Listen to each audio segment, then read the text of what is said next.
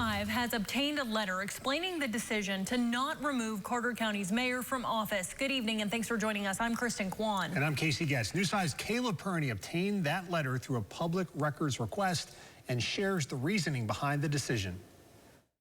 The letter responds to a petition for Mayor Patty Woodby's removal that alleges she deliberately and knowingly made false statements to commissioners at a December meeting in an attempt to sway them to pay a third party to create emergency plans. In response, Carter County Attorney Josh Hardin says he must look at Woodby's intent and that she would have to be guilty of perjury before being ousted from office. He says that night there were multiple misstatements made by several individuals, including a basic misunderstanding of what was actually before the board. Hardin focuses on what he calls seemingly conflicting statements made by the mayor. When this happened that morning and we activated that EOC, I received no guidance.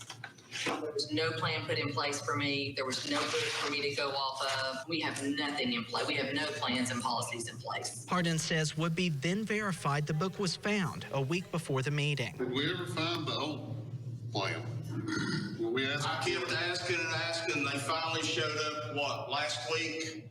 They found the little news of 2000. Last week, we found it last week. Hardin says while the mayor and others could have been more clear and precise, it is apparent there was an acknowledgement that a plan already existed. However, in the letter, Hardin doesn't mention the plan Woodby said was found a week before was said to be from 2008, while the plans I obtained through a records request to state officials were from 2021 and 2023 and bore Woodby's signature. You're telling me for 16 years, we're behind 16 years. Is that what you just said? The only one It's been updated.